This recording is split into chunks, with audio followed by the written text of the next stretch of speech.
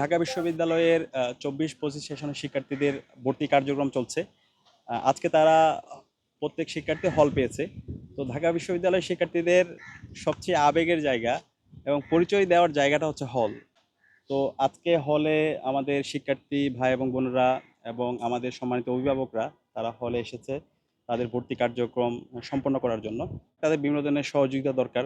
তো সেই জায়গা থেকে আমাদের ইসলাম ছাত্র শিবিরের ঢাকা বিশ্ববিদ্যালয়ের যে টিম আছে সেই টিম আমরা সকাল থেকে কাজ করছি।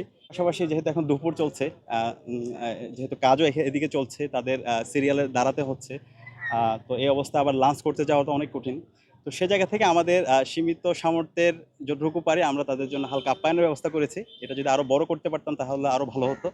তো আমাদের জায়গা থেকে আমরা চেষ্টা করেছি যতটুকু পারা যায় সীমিত সামর্থ্যের সবটুকু দিয়ে আমাদের শিক্ষার্থী ভাই বোনদের এবং অভিভাবকদের পাশে দাঁড়ানোর জন্য। এবং এর পাশাপাশি আজকে যে সমস্ত শিক্ষার্থীরা বিশ্ববিদ্যালয়ে হলগুলোতে অ্যালট পাচ্ছে, বিশেষ করে এই দিনটা আজকে আমাদের জন্য অনেক বেশি আনন্দের। এই ঢাকা বিশ্ববিদ্যালয়ে বাংলাদেশের সবচেয়ে মেধাবী শিক্ষার্থীরা আসে।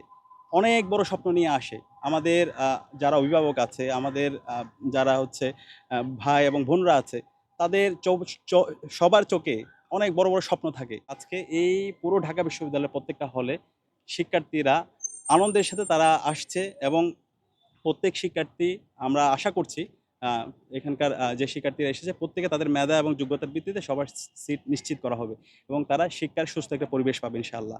তো এর মাধ্যমে তারা আগামীর বাংলাদেশের, শুধুমাত্র আগামীর বাংলাদেশ না, পুরো বিশ্বের তারা নেতৃত্ব দেওয়ার জন্য নিজেদেরকে যোগ্য হিসেবে তৈরি করবে ইনশাআল্লাহ।